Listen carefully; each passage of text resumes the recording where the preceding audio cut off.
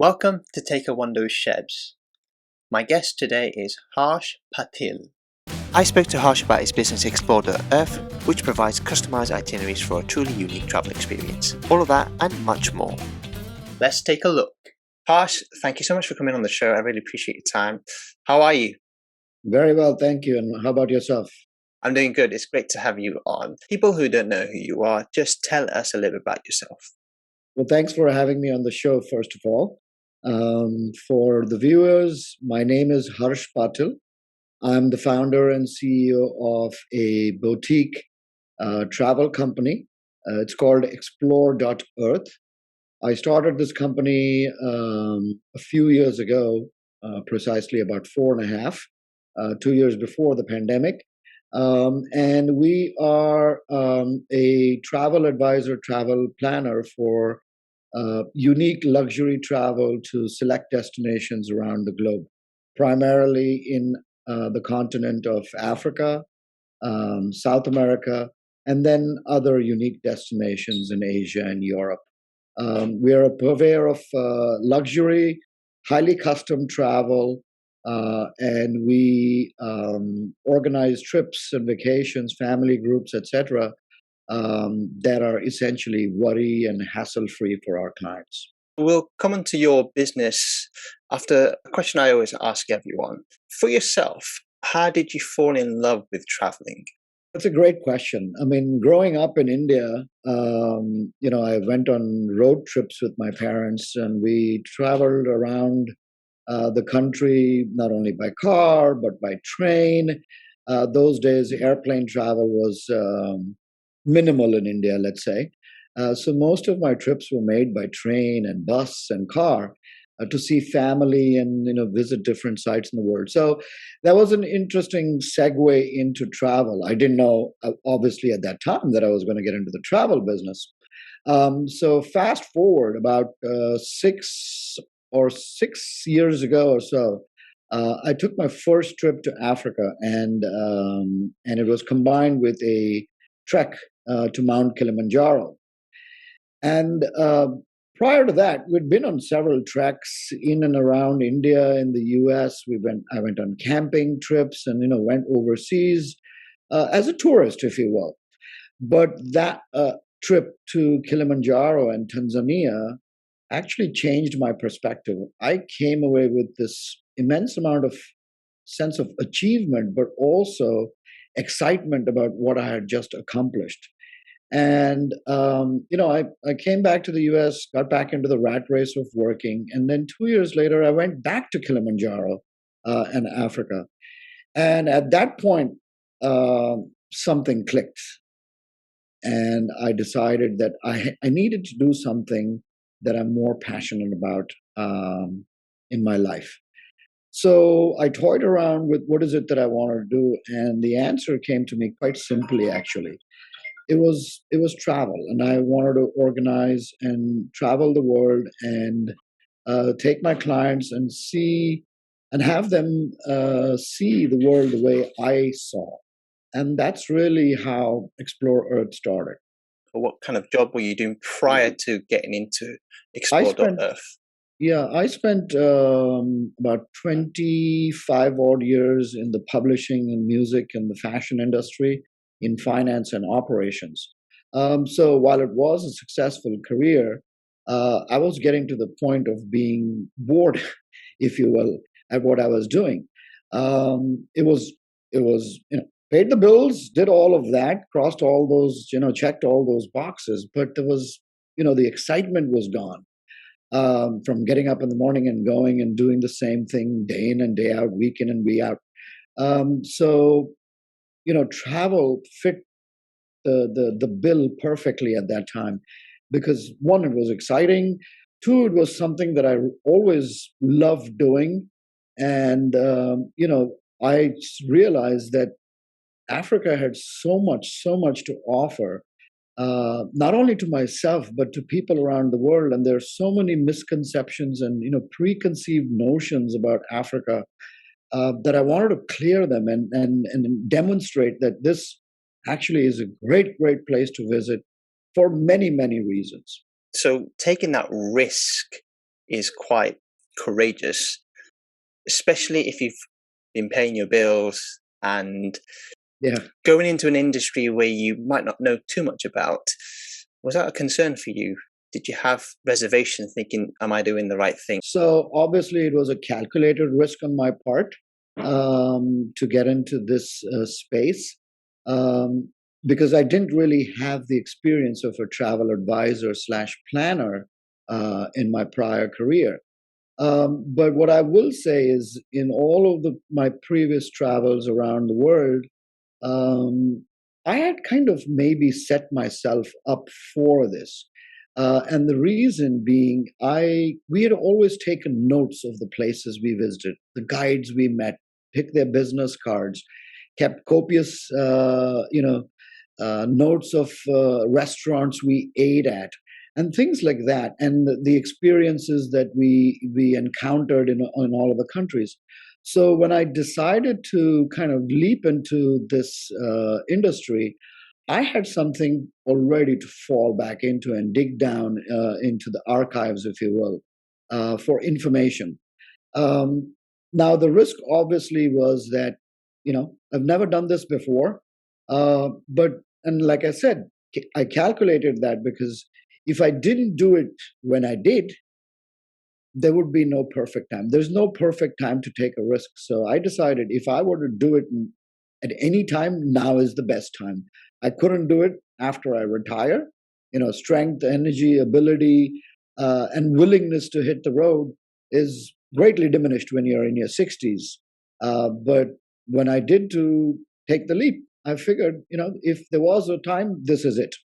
When you set up a business, the market that you're going into, especially a group tour company. So Mhm. your business, you provide a service for clientels that are going to experience something beyond what they've experienced before. So what makes you different to others? The main differences between us and what other people do is that we travel to all of the places that we offer, and we travel there often. We have great connections with local service providers, be they be guides. Just to make that clear, so it's you would travel there yourself before you offer a trip to anyone. Is that correct? Absolutely. And there are many places that I travel to multiple times to set up the right connections and to work with the people that are not only dependable, but offer those unique experiences and ensure client safety and that they come away with essentially three letters. Wow, this was one of the best things I did. And Explore Earth took care of, soup to nuts, A to Z, everything that I could think of was actually hand delivered to me. So, yes, I mean, like we said, there was a risk, but I was already kind of prepared for it. The main differentiating factor is the fact that we travel to these places extensively ourselves and we know them intimately. I know the guides, I know what he or she will take people to, and I can tailor those experiences to meet my clients' needs. And that's really what separates us from other planners and advisors. And what type of tours would you do? Are we talking about luxury, sort of middle of the ground, or budget? Are we talking? What's your target So market? my target audience is definitely upper middle to high end luxury travel, and the reason for that is the places that we offer, like Africa, for example, or Argentina, Patagonia, or even France or Mongolia. These places lend themselves to more of a luxury travel because the experiences come along with it. Budget travel is great. We're not a one size fits all. So, can I cater to budget travel? Yes, but we'd have to cut corners in terms of experiences because you can't do everything with a limited budget. So, my focus and my client audience is typically in the higher middle to luxury segment. I guess the last few years with what's gone on around the world? Has it been a challenge? And what have you been up to recently? Because I think you've done some recent trips. Is that correct? Yes. Well, let's talk about the past 2 years. So obviously, we had to pivot and segue quickly and kind of reinvent ourselves because travel, as you know, came to a practical standstill. Uh, Destinations were closed, and even if they were open, people were extremely nervous about getting on a plane. So we did a few road trips within the United States because people were more comfortable going to national parks and the outdoors. Um, we also pivoted very interestingly in Kenya and Tanzania, and also in Cartagena, Colombia. There are many providers, guides, etc., who were bereft of any income in the last year and a half. And while we were safe at home, these people were struggling for their daily meals, including their families. So, what Explore Earth did was we organized several virtual live tours. In fact, we were the first to conduct virtual tours, and these are not any tour. These were safaris, live safaris from the Kenya, Masai Mara, and in the Serengeti. We also did some wine tastings. We did some rum cocktail making sessions, primarily to keep our clients and audience engaged while they were at home. But at the same time, we raised enough money that went directly, all of the monies that we raised from generous donations from our clients went directly into the pockets of our providers, especially in Africa, Kenya and Tanzania. So we made use of the time to the best that we could in those in those months where travel was completely shut down. Last year, around October, when things were open, kind of, or definitely in the US domestically and around the world, I began to hit the road. And I have actually lost count of how many times I actually got on a flight. We went to several national parks. I took a trip to Hawaii. And I went to India myself a couple of times. We went to the Galapagos and Ecuador. We went skiing. So, in a way, this was also personal time off, but I also organized some group trips, especially to Africa and the Galapagos. And the goal was to kind of demonstrate that it was possible, that it is possible to travel safely in spite of what was going on around the world. You put the right measures in place and you pick the right destination, travel is absolutely doable in spite of what was going on. I've really found it fascinating that you did a virtual sort of safari and the money and the return, the revenue all went to 100% went to them 100%. over there, because I guess it's important to keep them, I guess, above water, because it was a struggling time. It still is, to be quite honest, at the moment. It's still in parts of Africa very, very tough, in other parts of the world.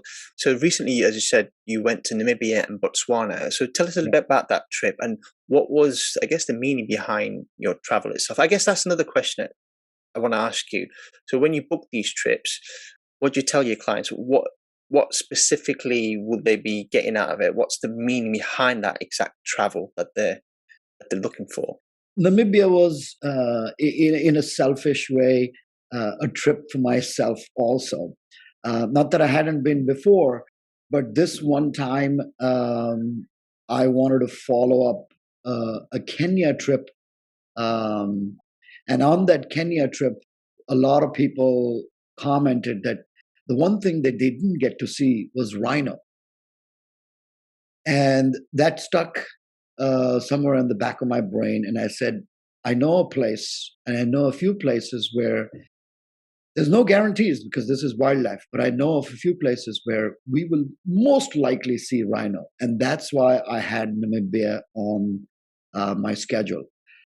That's the main reason. Of course, I knew that this group would never go to Namibia on their own because there's so many other more popular destinations on the African continent. But I wanted to do and include Namibia for the desert tracking, desert rhino tracking, and the desert elephants, because they're so that particular species in Namibia is unique only to that place. You'd never get to see them anywhere else in the world. The other fact was logistically, it was also very easy to go from Botswana to Namibia as their neighboring countries. And Botswana is what Botswana is. It's the crown jewel of all safari destinations. Wildlife is plentiful, non-migratory. So you're never going to not see wildlife. And again, my goal this time in Botswana, secret goal, my personal goal was to see wild dogs, packs of wild dogs, because they're back from the brink of extinction nearly, and they're flourishing in many parts of Botswana and other countries, and in some in South Africa too.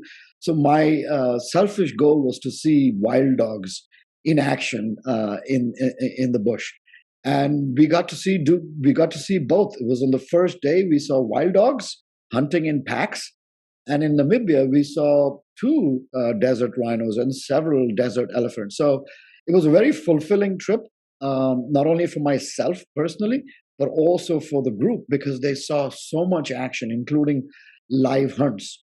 So it had a very special meaning, this Namibia and Botswana trip, because there were some newbies, if you will, to safaris. And I, in a way, I wanted to impress them, because that's how we get references. So it was a very interesting a journey that we took, and very, very fulfilling. So you said the references. Is that how it works with your business, where it's word of mouth? And how do you go about getting new clienteles then? Is it just purely word of mouth, or do you do, I guess, advertising, marketing? Do you go to events? Yes, we do go to events. We do marketing, advertising. We work with PR folks and third-party SEO folks. So we do definitely do social media marketing, etc. But you're right. Primarily, our business model is built on references, word of mouth. Two people go, a family goes, and then they talk to their friends. They share their pictures. They share their memories, and they say, "Oh, you want to go to Peru? I know the person who organized this trip. It was an awesome trip. We had the greatest time in our life. Why don't you call him?" So that's primarily our model, and that's how we've been growing our business. I won't say that that's the only way forward, but that's the foundation, is the bedrock of how we built this business and continue to do so. And if they weren't recommended, how do they go about booking a trip? I guess, do you have to go on your website?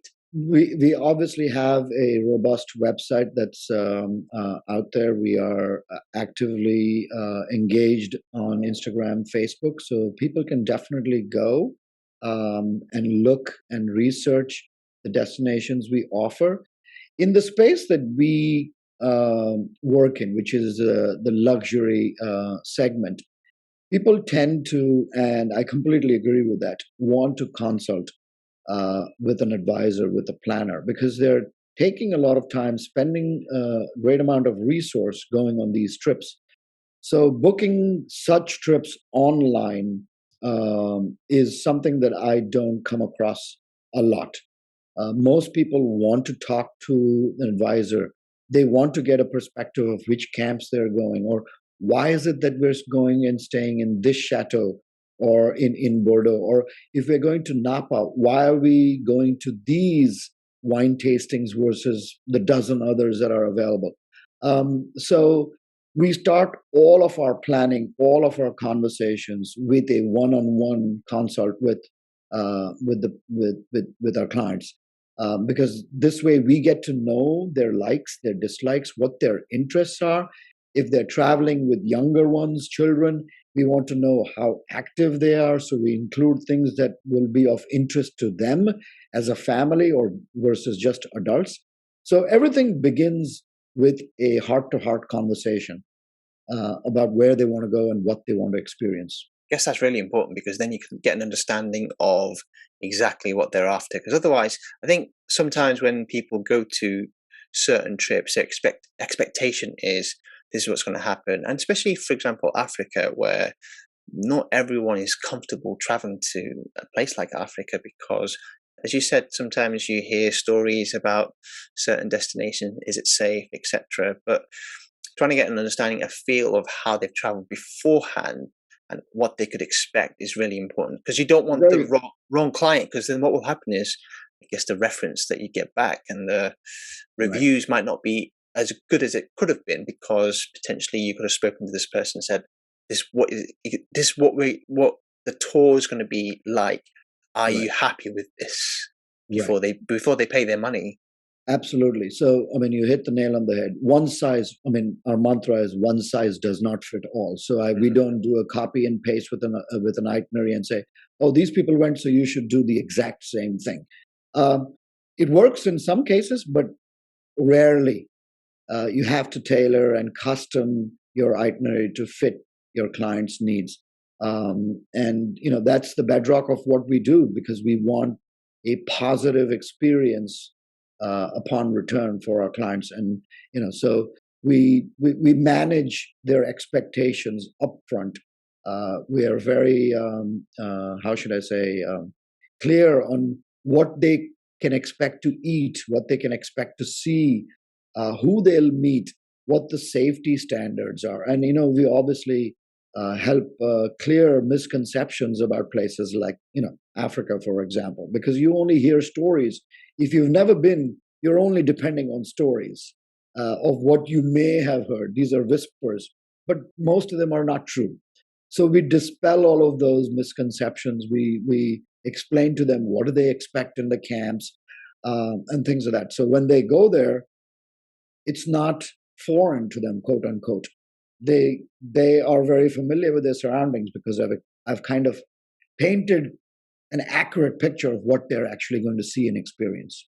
I want to ask you a little bit more about the company itself. So, is it just yourself? Have you got other people involved? What's the I guess the setup like for the business? I like to think of ourselves as a lean and mean business. Essentially, I'm the CEO of the business. I'm based out of New Jersey in the US.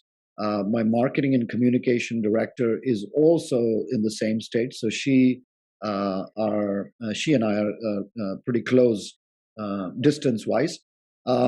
We have a partner, and she's a younger lady, and she's based out of Mumbai, India, actually. And she has studied in the US, and then returned to her family in India. The reason she is on board is, one, she's greatly interested in travel. Number two, is that she is a lot younger than I am. And I felt that if I were to pass on the baton to somebody, that when I'm ready to hang up my gloves, here's a person who I would have trained, if you will, kind of showed her all of the ropes. At the same time, she brings to the table a much younger clientele. And that's where the middle of the road budget comes in, where her audience is probably more budget conscious. But there will come a time when those budget conscious people will step up in terms of the food chain, and they will want to travel further afar. They will want to go to Africa. They may want to go to Scandinavia.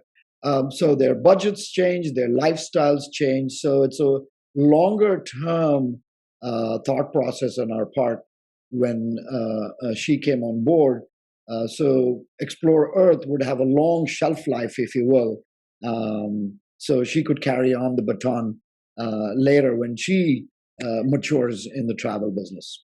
You've got yourself within America, your other partners in India. What I was trying to get to the point was, if you were to grow, would you be looking for people within the United States, or wouldn't mind having people from around the world, as long as they understood the business and they were 100% into your vision and your other partner's vision in India? Absolutely. I mean, we're not focused solely on the US in terms of clientele. We obviously do a lot of work in Asia. And that's a good point you raise. Why India? India is a fast developing economy. It's got a very large middle class, close to 400 million people in the middle class, and yearning to travel to places that they've not experienced before.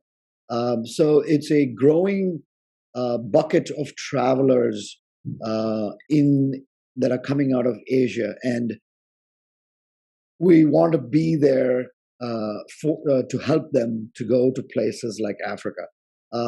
Americans and Western Europeans are more familiar with these continents than people in Asia are, and we want to be in the place in the right time so we can educate future clients on travel destinations like South America or Africa, because these are destinations that are much further afield for them, and being in the local in the same place as the clients are helps with the communication and building confidence, if you will, about traveling to destinations like Africa. Away from what's happened in the past couple of years, what other challenges have you faced, I guess, setting up the business and your intentions and your goals itself? What challenges have you faced?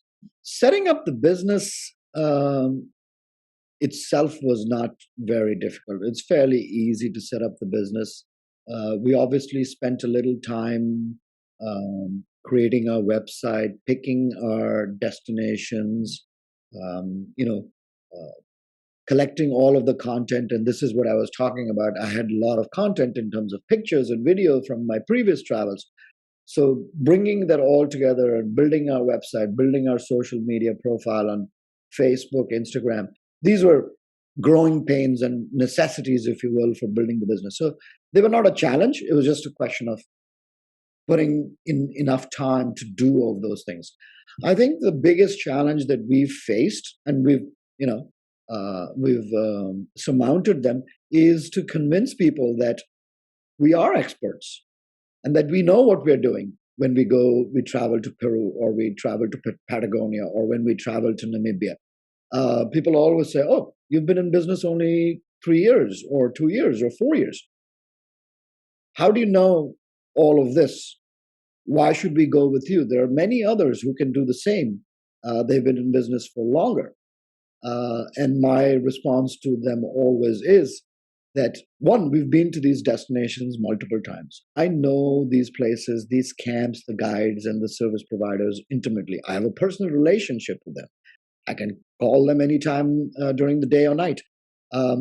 So that's how we countered those challenges, if you will, and that challenge being, are you familiar? Are you good enough, as good as you say on paper, about these destinations? But over time, I think, and we have many repeat customers, and they are surely convinced that I know what I'm doing, because we've got several references from them for new clients.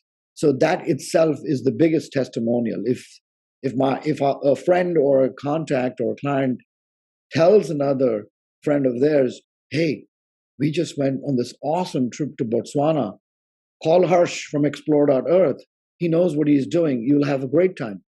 That's really what we're looking for, and that underlines the fact that we know what we're doing. And while it used to be a challenge, minor though it was, we've kind of gotten past it by now. Where now would you like to see the business go to? It's been 3 years, as you said. What's the next step, and what's the next goal for you and the business? Great question. So, obviously, we all know what's happened in the last couple of years. Many starts and stops, hiccups along the way. Just as things were looking really, really bright in 2019, this bug arrives and it throws everything for a loop. And then last year, things were looking brighter again, and people were willing to, take a flight to go. Things, we get a second variant. So again, we start and stop. But I think from what I'm seeing now, people are not only eager to travel, but people have wrapped their head around the fact that the virus is here to stay. This is going to be a way of life.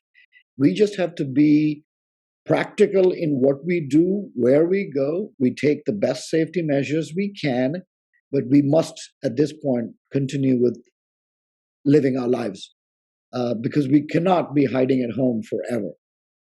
I think people have realized with the second variant that, oops, it's not just one. This is going to keep coming. It's like the cold, it's like the flu, or it's any other disease. It will keep coming. We just have to be able to fight it effectively. So we're seeing a fair bit of interest in 2022 in terms of a goal as to what we want to do in this year and next. We want to be able to pivot from primarily a reference driven business to bringing in clients and customers by doing a lot more active social media marketing, advertising, public relations. So we've engaged a few public relations experts. We're dabbling with more SEO type of search engines. We are talking to a new PR firm that will, enhance and elevate our presence on the internet. So we're doing things to kind of grow our business from the model that it was built upon, which was primarily references. Not to say that I'm going to shed that part of the business. That's the foundation. But we want to kind of scale from here on going out from 2022 to 2023. I guess my question to you is, because you've done a lot of travel yourself, and you're doing these personal trips, what sticks out in your mind? Africa is pure in every single way. Its people, its culture. I mean, there's a ton of cliches. People will call it the cradle of civilization. We all came from there, origin of species, all that stuff. But today, Africa is still pure. Its people, few resources that they have, still smile year to year. They're always willing to serve you. The food is tremendous in the camps. And the best thing I like about Africa is of course the wildlife. You see it in its purest and rawest nature. Nowhere else in the world can you see flora and fauna like this. Every day, every minute is different, but it really is the continent and its people that keeps bringing me back. It keeps bringing me back. It's all about the people. I go there and all I see is smiles in camps. All I see is smiles. There's no attitude. Everybody's welcoming. They're jumping through hoops to help you, just to make the experience just a little more special and memorable. And that's what keeps drawing me back. I've been to close to 90 countries around the world.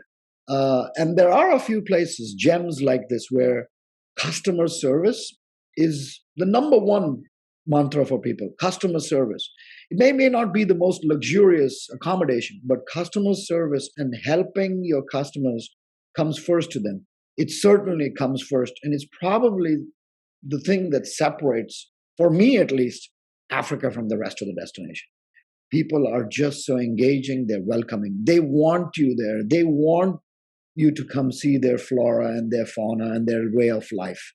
It's just, for anybody, at least for me, whoever goes to Africa for the first time falls in love. And that is a travel destination. I can see you've made that right choice in moving away from a job that was paying you well, and it's starting to pay off. And I just want to ask you this question about, what does travel really mean to you then? It's just one word. It's fulfilling. It's fulfilling. Sometimes like the next 3 months are going to be very tight. I'm essentially on a plane going somewhere nearly every 2 weeks. But every time I go on a trip, I have goosebumps, butterflies. Before I leave, and then when I get to the destination, all is calm and peaceful. And then I come back home, and then I'm dying to get back on the plane again. So that's what travels means to me, in the sense that I enjoy it so much, thoroughly, seeing different people, and sometimes meeting the same people, catching up on their lives and their families, finding out how they've been doing. again, all those cliches, different food, different cultures, different languages, all of that is part and parcel of travel. And I enjoy every minute of what I do. And, when I started this business, I had kind of promised myself that I would go travel to 3 new countries every year. The last couple of years, I've not been able to keep up to that goal, but this year I'm going to do that again. I'm traveling to Peru. I will do the Egypt trip. I've been to Zimbabwe before, and then I'm going back to a place. I'm going to actually Chile, Santiago, later in the year. So my goal is to discover new places, not only for myself, but when I do that, I build an offering, and then I encourage people to go to new places and discover them, like I do. I just want to ask you a little bit about, Sure. I guess, family life. So if you're always away, does it affect your family life, or have you got to a stage in your life where there's an understanding between you and your family members, and Yes. not seeing them all the time because you're always on the road? Yes, yes. The answer to the question is both of the above. I have to sacrifice time when I'm away. And my wife complains, "Oh, you're not here, you're there. Who's going to take care of the dog? I can't do this without you. You've got to be here." But we've worked out how it is, going to work when I'm away. So we've done things, put things in place at home, so things can be easily managed. As far as our son, he's now out of college. He's got his own job. He lives in the city. So our responsibility on a day-to-day basis is essentially non-existent. He's off on his own. He's got his own career, like I said. So I don't have those responsibilities of taking him for a soccer game, or watching what he's doing in school, or advising him on which courses to take. So that was another reason, which another reason why I started xplor.earth when I did. I did not have that responsibility of taking care of young ones. Yeah. They were already in college, and there nobody in the nest. I didn't really have that responsibility to say, "Oh my God, I have to be home every evening when they come, give them food, take them for activities, etc." I had the time. So we made it work. And my wife loves to travel too, so we travel together to some places. She obviously came to Namibia and Botswana. She'll be in Egypt. So on many of my trips, she comes along. She's a great marketer, and she's fun to be with. So we've made it work. It's not easy, but we've made it work. When you've got a family that doesn't require looking after, if you had young ones, maybe slightly different. Obviously, travel is a massive hobby of yours. Do you have any other hobbies that you like to sort of stick to? My hobbies tend to be all outdoors. So I used to, long time ago, I used to be an avid skier. And the last 3 or 4 years, it kind of tapered off. But last year, being what it was with the pandemic, etc., skiing was a great option because you're outdoors, you're in the mountains, not many people, relatively much safer. So I hit the slopes again. We went out a couple of times, and I'm doing the same this year. And I'm kind of, dusted my ski boots, got a new pair of skis, and I'm off skiing again. So I'm going to catch up on lost time with my skiing. I also play a lot of golf. So I enjoy the summers with friends. Whenever I'm in town, we go out for a round, shoot the breeze. So I kind of use that to blow some steam off. And I regularly play squash. So whenever I'm in town, I play squash with a group of friends. So that's how I kind of stay fit. So, I have other interests, and these are the 3 interests: squash, golf, and skiing. And you can tell that they're all outdoor, more adventure leaning, fun activities that, you break a sweat, but at the same time, you have a great time doing it. So I try to build and put those in and fit them in wherever I can, and I'm doing okay. It sounds like you've got a balanced life, and that's Yes, always good to have. as much as possible, I try to do that. Yes, of course, absolutely. Just before I let you go, so you mentioned your business, so tell us where we can find you. You can certainly find me on Instagram and Facebook. Our website is www.xplor with an XPLOR. So it's spelled a little different from the word explore, XPLOR.earth. I wanted to bring the earth piece of it into our name versus just call it explore.com. So I wanted it to be about our planet, our globe, so explore.earth. We're on Instagram, explore.earth_, and we're on Facebook also as explore.earth. So we are in all of the typical, social media destinations. We're just about beginning to talk about doing some work in LinkedIn because I have a fair number of people that I know on LinkedIn, and we can leverage that to offer our services to people who we are not really familiar with, who we don't know. These are potential clients that are not going to come through references. These are strangers, if you will. So we are going to market along with some advertising and PR on LinkedIn in the next few months. So we're moving on a few different angles, but we're in all of the typical social media channels right now. Everyone listening in, everyone watching this, if you've got the thirst to travel with Harsh and the business Explore Earth, do get in touch. You may have the time of your life, you won't regret it, so please do get in touch. Harsh, I want to thank you for coming onto the show. I really appreciate it. Hopefully when I get to, I was actually saying that, I was going to say to you, I actually did get to America just before Christmas, but I think with everything that was going on, unfortunately didn't think at the time, but next time I come over, I will let you know and we can meet up. So thank you very much. I really appreciate it. We'd love to meet with you. Thank you again, Shebs, for this opportunity. No, thank you very much. Looking forward to do more. And to all those people who are listening in, I'll just say one thing in closing. Adventure awaits. And I think we should go find it. Absolutely. Well said. And thank you so much. Take care of yourself. Take care. Have a good night. Bye-bye. A wonderful discussion. If you'd like to get in touch with Harsh and explore with explore.earth, all the details are on your screen now. That's it for Take a Wonder Shebs. Hope to see you very soon. Until next time, bye for now.